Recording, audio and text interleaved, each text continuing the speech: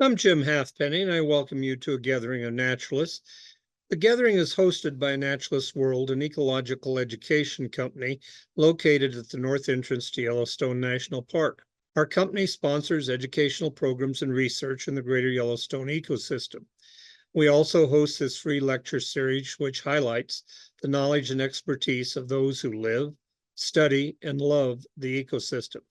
Gathering a Naturalist, a series of lectures provided by experts on topics ranging from archaeology to geology to natural history to history and more, and archived for all to enjoy on our YouTube channel, Gathering a Naturalist.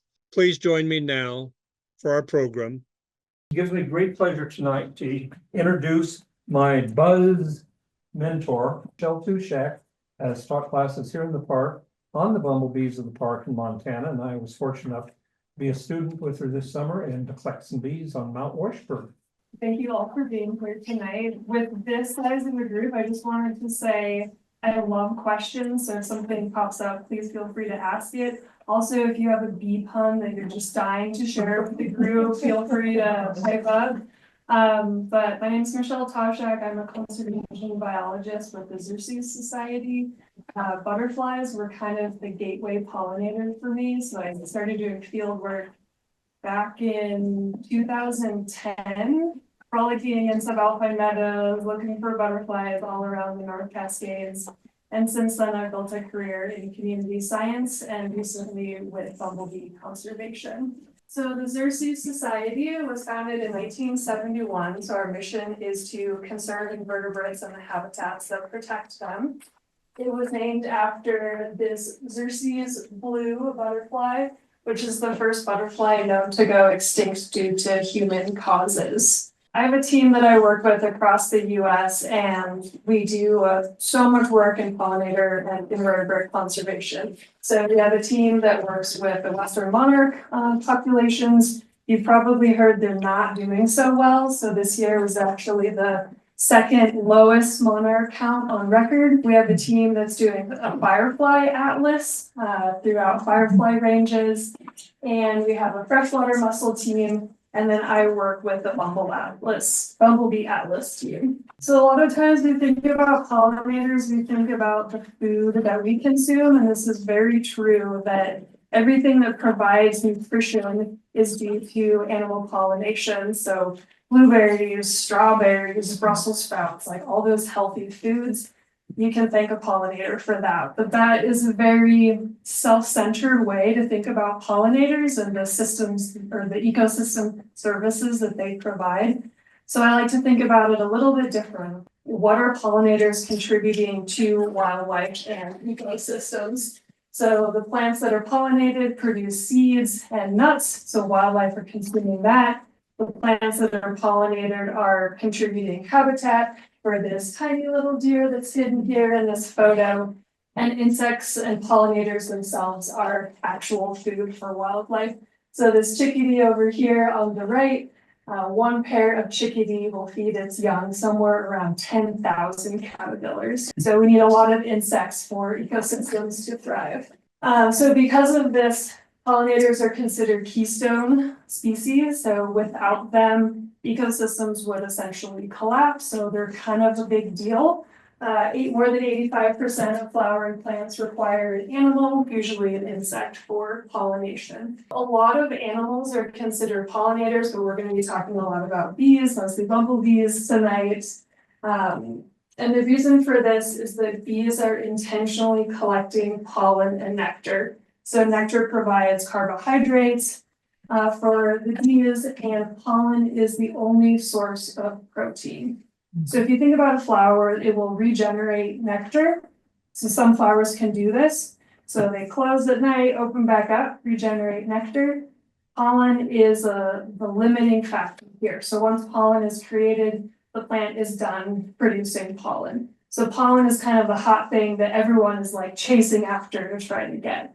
Just one quick little thing about this, because I studied this in grad school, is that pollen widely varies in nutrition from 4% protein to 40%. The number one protein power plant is dodecatheon, shooting stars. Do we know these plants? They're the purple ones.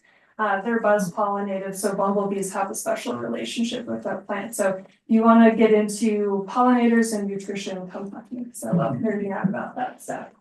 But bees are actively working to collect pollen and nectar to rear their young. Let's compare this to something like butterflies. So butterflies as adults, they're out there kind of hopping between these flowers. All they're doing is sipping nectar and mating. So they're kind of self-centered, taking care of themselves. Bees, on the other hand, they're providing for the whole family. So they're collecting pollen, bringing it back to the nest to provision their young. Because of this, bees have developed these very specialized pollen carrying structures. Okay, so this bumblebee here, this concave shape on the hind leg, see how it's kind of shiny right there? That's a pollen basket. So you've probably seen honeybees and bumblebees fly around with these huge balls of pollen on their legs. So that's their structure for carrying pollen.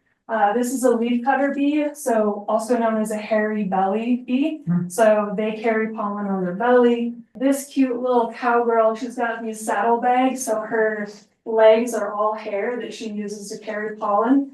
But this one's a little bit different. She actually consumes nectar and regurgitates it. So diversity of pollinators is absolutely incredible. So we always talk about saving the bee, and usually people are talking about the European honeybee, which is not even native to the US.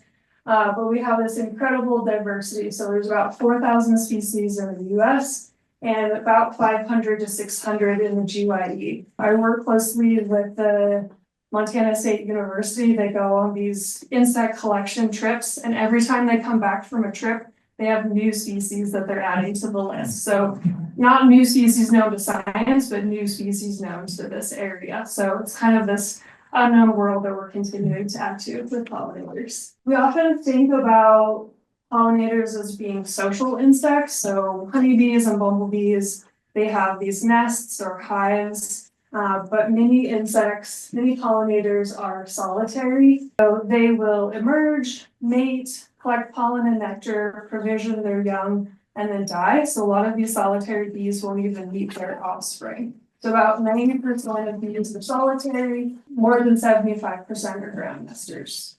I also just want to point out the incredible beauty of pollinators. So their shapes, sizes, some are these like metallic blue-green. Some have these super long antennae. There's 8 photographs here. How many of these do you think are bees? This is Bombus viperius. This is absolutely the most common bumblebee that we have in this region. Jim and I saw this bee when we went out here in Yellowstone. But the rest are bee mimics. So these are actually all flies. The others are flies that are meant to look like bees. Bees obviously have a stinger. Flew into a couple of things here. So big fly eyes, like gigantic eyes, 2 wings instead of 4, although her wings are folded, so it's kind of a trick question. Bumblebee diversity, there's 250 species worldwide. They tend to hang out in temperate, high elevation areas. We have 50 in North America, 18 in Yellowstone. So definitely a diversity hotspot here. I ran the project in Montana this past summer, and we found 21 species of the 29 known to the state. I think in Wyoming, there's actually 22 species. Those are all going to be like eastern Wyoming outside of the park. So Yellowstone definitely has most of what's going on as far as diversity. And I love to show kind of inner workings of a bumblebee nest, because if you know what a honeybee hive looks like, it's very organized, hexagonal. A bumblebee nest is just messy, chaotic, but this works for the life cycle of the bumblebee because bumblebees only live annually. So this kind of haphazard method is fine because all of the workers will die and it will regenerate for the following year. So these are basically just clusters of wax. They will put pollen and nectar inside these little chambers, lay eggs, which will then become a larva.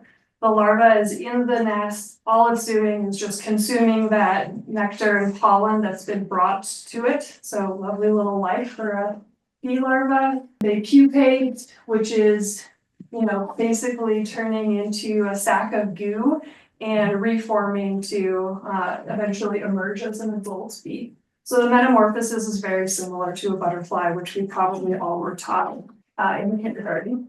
Bumblebees will nest mostly in abandoned rodent burrows, but sometimes they use creative things like last year I heard of a dryer vent, and the person cared about bees so much that they just like let the bumblebees do their own thing and they didn't use the dryer for summer, which I thought was great. So just to dive in a little bit more of what this nest cycle looks like for a year. So right now there's one solitary queen.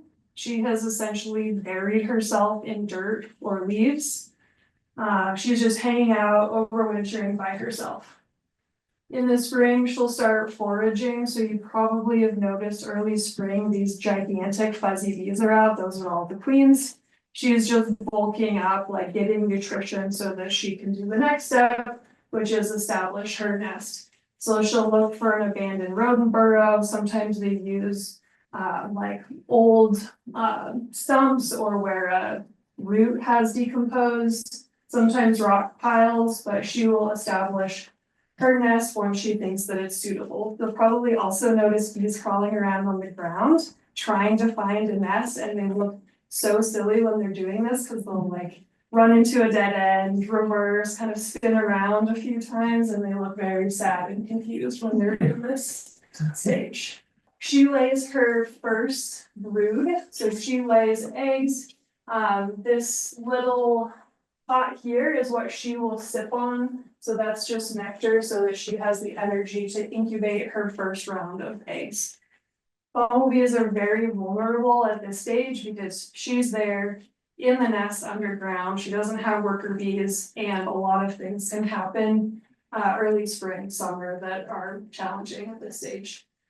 There was a really interesting study that came out last summer that it was kind of bumblebee torture. They decided to flood nests and see how long they could survive with full water saturation, because this is a common thing that happens in the spring. Bumblebee queens could survive a week of full water saturation. They're vulnerable, but they're also very hardy. Okay, so then once her first brood hatches, those will become the female worker bees. Most of those are out foraging, collecting pollen and nectar. Some are staying in the nest, caring for brood. Late summer, early fall, there's a bit of a switch where males will begin to be produced. And so males from this colony will emerge from the nest and mate with others from other colonies, and then the new queens are also produced. Basically, at the end of all of this, all of the female worker bees, the old queen, the males will all die, and then the new queens who have already been mated will then bury themselves and hang out for the winter. That is the annual life cycle of a bumblebee. Fertilize late summer and fall, and then do they just overwinter with fertilized eggs, or Yep, and then not the late fertilization or And anything then like in the that? spring, they will lay the fertilized eggs. So this is the fun part. So this was the typical life cycle of a bumblebee. And now we get into cuckoo bumblebees. Cuckoo bumblebee comes over here. The typical bumblebee nest has already been established. And the cuckoo bee will come in and fight a queen to the death, take over the colony, and the workers will rear the cuckoo bee's eggs instead of their own species. So this is something quite common in nature. It's actually a sign of a healthy ecosystem. But these bees are cool. They just look like they're built for battle. So if you see these in the field, they're like, they've been going to the gym, working out, type of bumblebee.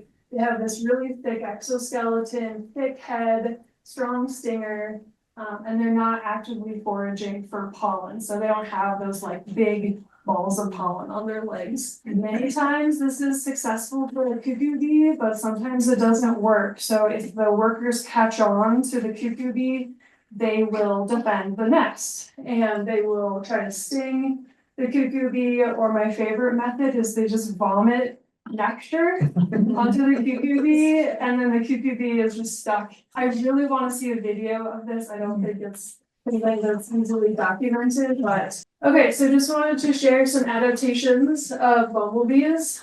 So they can thermoregulate, which is what makes them so successful in these high alpine environments and temperate regions. So if you go to places like Alaska, you go into these subalpine meadows, bumblebees are pretty much the only pollinator up there, maybe some flies, but bumblebees are doing a lot of the work. And the reason for this is that they can just vibrate their flight muscles and raise their temperature. So they're one of the few insects that can actually raise their own temperature. And to do this, they actually have to unhook their wings, because if the wings were connected, they would fly off. So they unhook their wings, just vibrate those flight muscles, and then hook them back on, and then they can take off. So the same mechanism of vibrating their flight muscles is what they use for pollination as well. So this is called buzz pollination. There's different wild bees that can buzz pollinate, but bumblebees are definitely the most common one.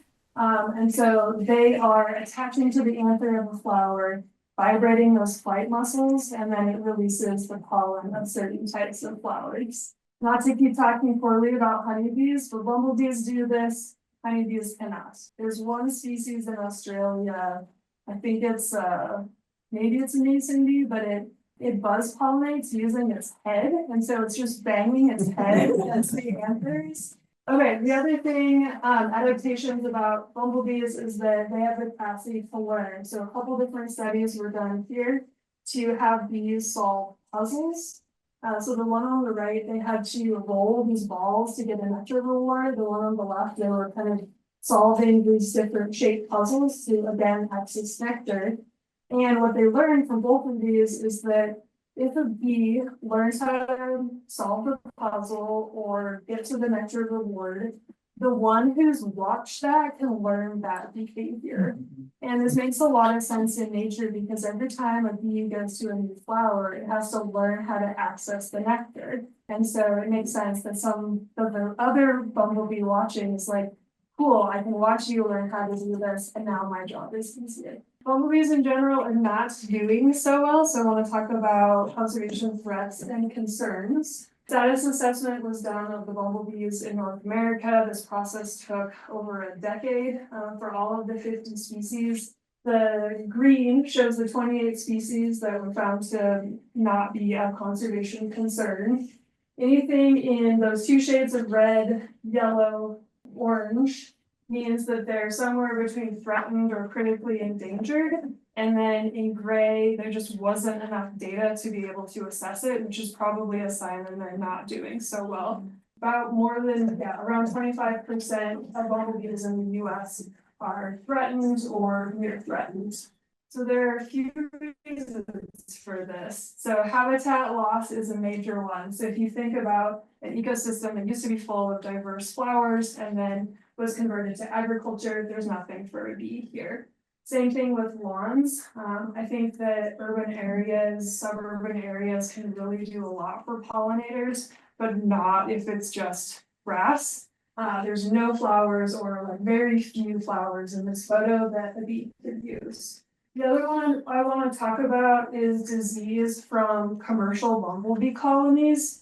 Commercialization of bumblebees just started in the 1990s with very good intentions, thinking about greenhouse pollination, where honeybees just wouldn't really make a lot of sense. What if we put bumblebees in there instead? And so they put bumblebees in these little boxes, which you know is unnatural because they like to nest underground. They tried to do native species. So like on the West Coast, they actually use Western bumblebee, and then Western bumblebee would emerge from the greenhouses, made with wild populations and spread disease. This is something that the industry has really caught on to, and they're trying to do better practices for regulation. But besides Oregon and California, it's kind of the Wild West, and people don't really know what we're doing for bumblebee colonies that are commercialized right now. Spread of disease is pretty much the reason that Western bumblebee is not doing so well. Honeybee competition is another big one. Bumblebee colonies are around 50 to 500 individuals. Honeybee colonies are 20,000 to 80,000. This study was done in 2016 by Jim Kane, where over 3 months, a single hive that was placed on public lands or could reduce native bee populations by about 100,000. And so that's due to the sheer amount of pollen that these honeybees are collecting, bringing back to the hive and basically stealing away from native bee populations. Wait, one more thing to say about honeybees. I think there are a lot of good intentions with beekeeping, but please know that raising honeybees is not contributing to wild bee conservation. If anything, it's only hurting it.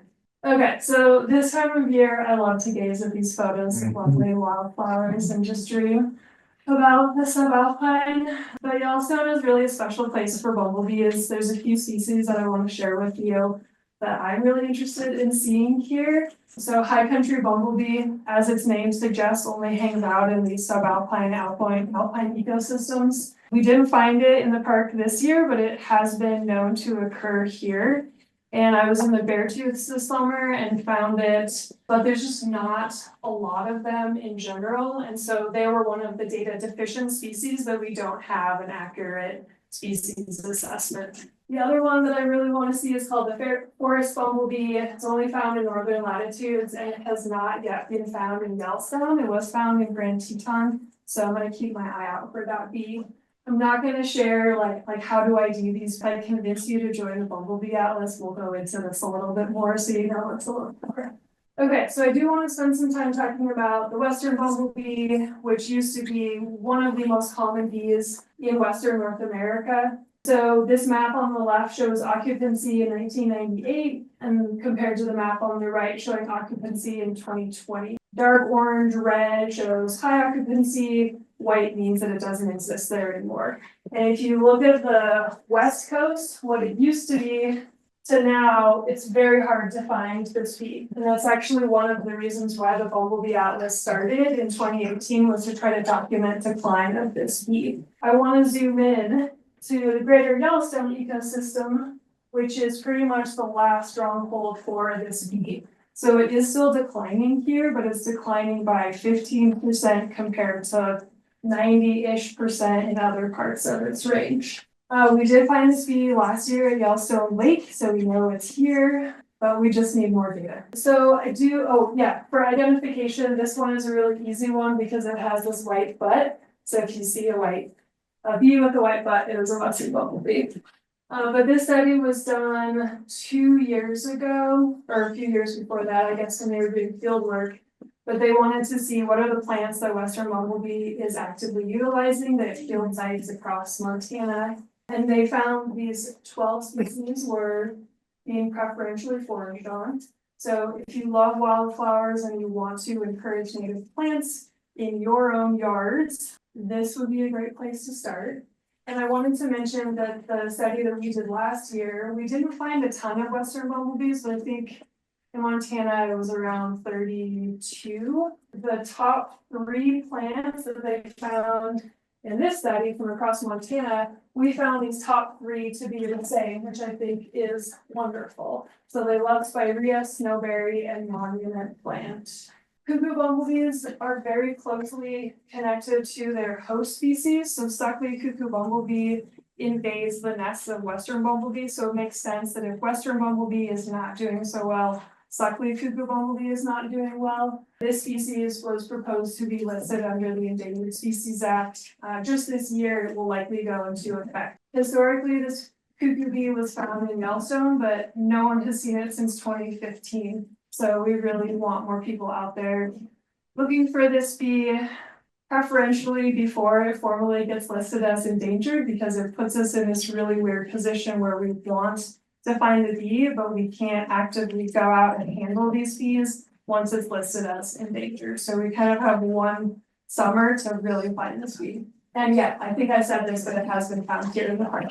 So one way, if you are excited about bumblebee conservation and you want to contribute, the Bumble Bee Atlas is a great way to do this. So this is a community science project that anyone can get involved to catch and document bumblebees. This is across 20 states, so we just added Montana and Rocky Mountains this past year, so we have a lot of work to do. We're a very collaborative project and work with a number of partners. One of the things that I love about this method is that it's non-lethal sampling. Generally, the flow, just to get you all excited about joining this project, is that you go find a place where there are lovely wildflowers. I love this photo too, because he's like hunting. So you swoop them up in a net, put them in these plastic vials and put them on ice. Once the bee is chilled, fully anesthetized, they're not moving, they're not stinging, and you can handle them and take photos. Photography is the data that's getting submitted to our database. And I go through all of those records in the winter and identify them. Photos are data. A lot of what I teach people to do is how to take high quality photographs of bumblebees. So these are some stellar examples of photos that people have contributed where you can see like very good details of the hair of the bee. You can see those big old eyes, not a fly, but the species has huge eyes.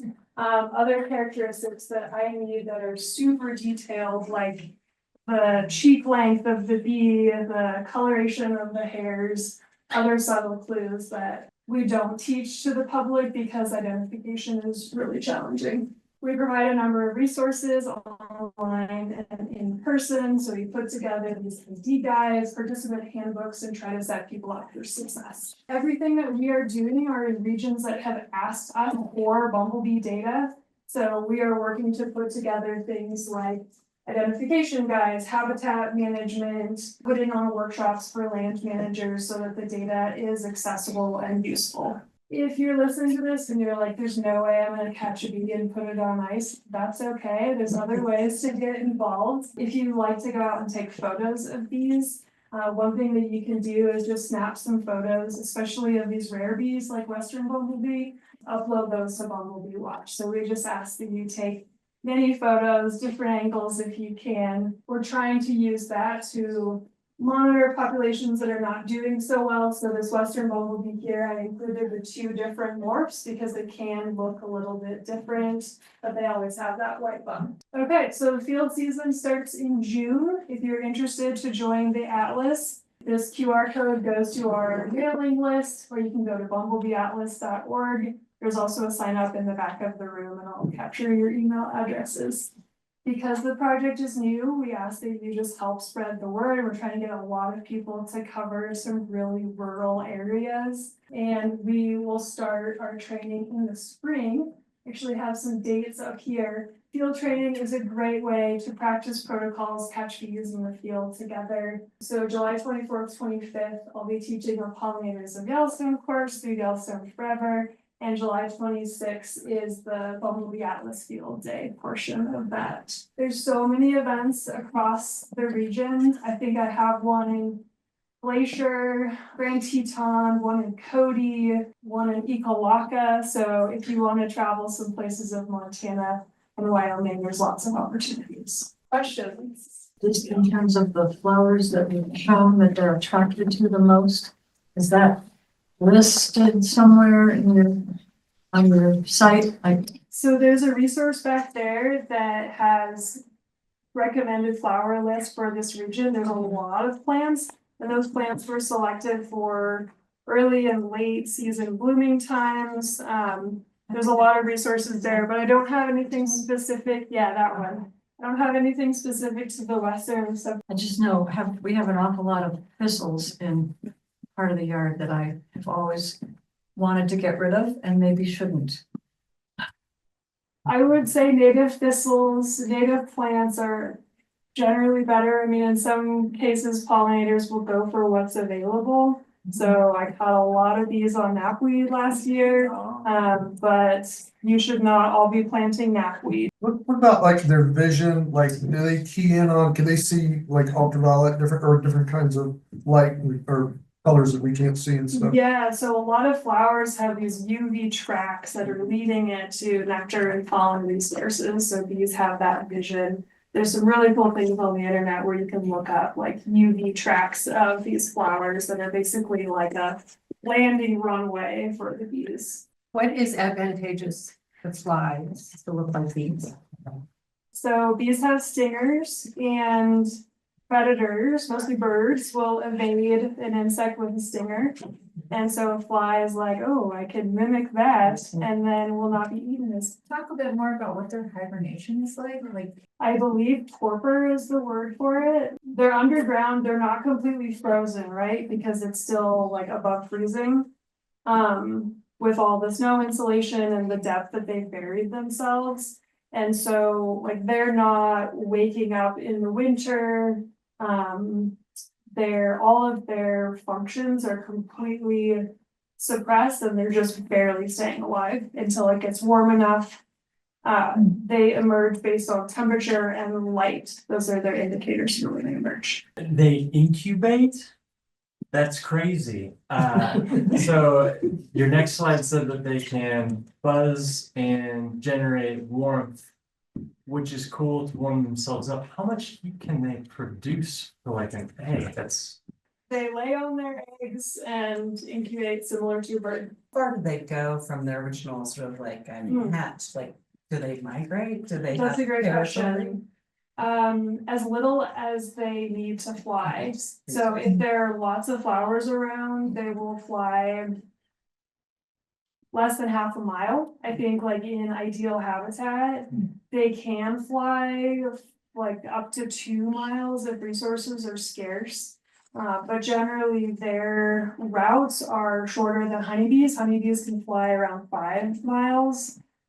So they want to stay as close as possible to the nest. And they do not migrate. They're like staying close to the nest through their whole life cycle. Question from the Zoom audience is, do the males lack stingers? The males do lack stingers. Yeah. So this is my favorite party trick. So male bumblebees are super fuzzy, like bright yellow. And once you clue into that, they also are not carrying pollen. You can grab onto them very gently and be like, I am the bumblebee whisperer, and they will not sting you, but just be careful you don't do that with the female because she will sting you. But the males are there for reproduction and they do a little bit of housekeeping duties in the nest of cleaning and other things like that, but they are not, they do not have stingers, they're not out collecting pollen. Yeah, good question. Do they call it drones, like? They call them drones, Yeah. male drones. Have you been stung and how bad is it hurt? Yes. Okay, so I've worked with a lot of bumblebees. I actually killed them all for my master's thesis, which I'm not proud of that. And of all of the time capturing and killing bumblebees, I didn't get stung once. And then this summer at all these trainings, when people were like, oh, I'm really scared of bees because of stings, I would say like, I've handled thousands of bees and I've never gotten stung. But this summer, I broke my streak, and it's because I was using this tiny little vial and I pinched the bee between the net and the vial and it stung my thumb. But the sting of a bumblebee is different than that of a honeybee. And so honeybees, when they sting you, you probably know this, but they basically eviscerate themselves when they sting you. So the honeybee dies after it stings. Bumblebees can sting multiple times, but this means that their venom isn't as intense. So when I got stung, it was like a little prick, and then it was fine. But bumblebees do not want to sting you. They do this thing where they'll actually lift a leg as a warning sign. At first I was like, oh, the bumblebees like want a high five, this is but they're actually kind of giving the middle finger, like time to back off, like move away. But they will usually give a warning signal like that before they sting. Like there's no bee that's just like going after you to sting you. They're just defending themselves. Question from the Zoom audience. Are honeybees the only one whose stingers detach from the body when they sting? That's the only one that I know about. Yeah, so a lot of solitary bees, some of them sting, but a lot of them will actually bite instead of sting. And they can do that multiple times. Yeah. And second question is, how and when is the second brood of eggs fertilized? Oh, that's a good question. So yeah, the queen that founded the colony was fertilized from the last year's male drones. So the queen is continuing to lay eggs throughout the whole duration of the summer. And so all of that was done from last year's fertilization. The new queens, when they come out, they emerge late summer, they mate over winter, and they won't lay eggs until the following year. So it's a delayed cycle. Is predation of them a thing? And if so, who? Who's eating bumblebees? Yeah. Yeah, I don't know a ton about this, but I think that getting into a bumblebee nest and eating those fat little larvae is quite a snack. A bit of a risk because they're being protected by all of these worker bees that can sting. But I think the worker bees that are out there foraging on flowers, they're gonna get picked off by birds. Yeah, they're a bad tasty morsel for a bird. Yeah, do bears get into bumblebee nests? I know they get into, like around, they get into hornets nests all the time. They do that a lot, they eat larvae. Yeah, I imagine so, but they're so hard to find, right? Because they're underground in these rodent burrows. I have never seen one. And the entrance and exit is this tiny little hole that the bees are flying in and out of. So if a bear is lucky enough to find it, I'm sure that it will just go to town. Thank you for joining us for this program. If you like the program, we have a channel on YouTube. Go to YouTube and search for Gathering a Naturalist. You may also visit our website at tracknature.com, where you'll find our books, classes, and other products. Our books are available on amazon.com. Again, thank you for joining us, and this is Jim Halfpenny. Take care, my friends.